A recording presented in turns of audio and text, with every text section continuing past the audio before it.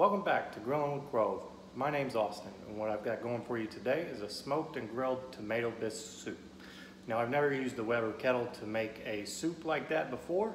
I have done salsa, and I'm thinking it's very similar, so we're going to give it a shot today.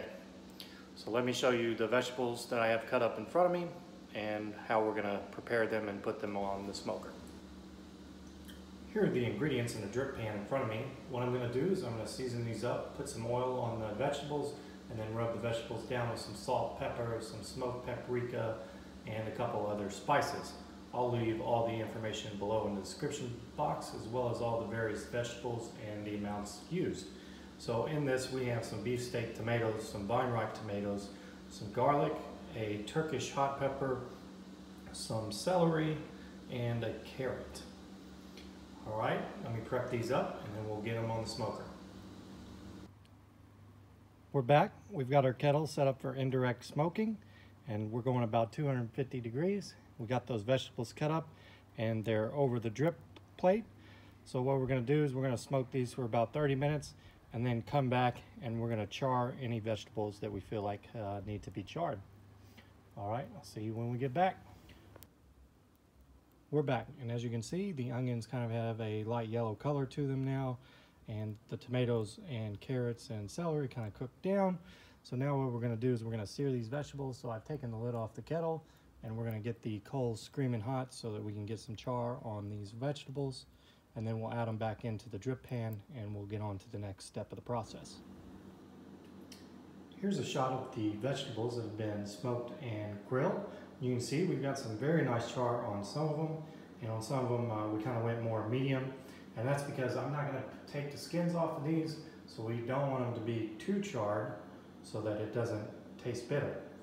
Now next, what I've got going behind me is some butter, and we're going to take that carrot, celery, onion, cut it up, and we're going to put it in that butter for about 7 minutes to get it soft.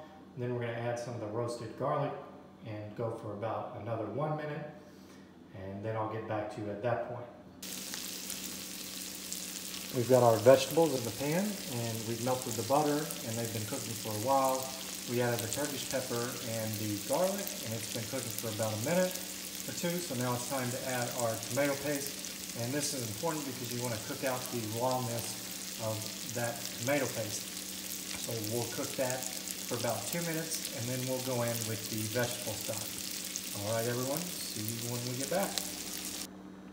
All right, we've added our tomatoes back in with that vegetable stock, and we've also added some fresh thyme and some dried basil, and we're going to stir that up, and we're going to let it come to a simmer, and we're going to simmer it for about 30 minutes or so, and then when we get back, we're going to blend it up and put some heavy cream in it, and that will be the dish. All right, everyone, see you when we get back.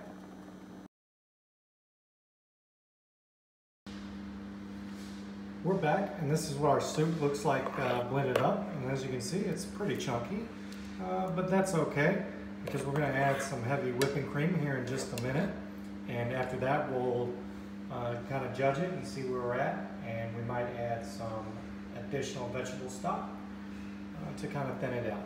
All right, everyone, we're going to add that whipping cream. I'll be right back. All right, everyone, we're back, and you saw a final shot of that soup. Now go ahead and build that to a consistency that you like, but for the recipe it says at least 3/4 cup of heavy whipping cream. I went in and added a cup of heavy whipping cream, and I added a 1/2 cup of vegetable stock, and I brought it to the consistency that I like. Now all that's going to be based on, you know, how your simmer went on the step before, how chunky it comes out, how much of that vegetable has evaporated as far as the juices. So after you blend it up, just look at it and adjust it to your taste. That's how you know that you're cooking and not just following a set of instructions. All right, so let's get that taste test. Cheers.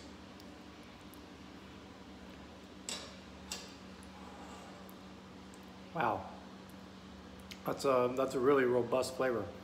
Really good. It picked up a lot of depth from charring and smoking those vegetables. It's not all tomato flavor because we have those other vegetables in there, the carrots and the celery, the onions and the roasted garlic.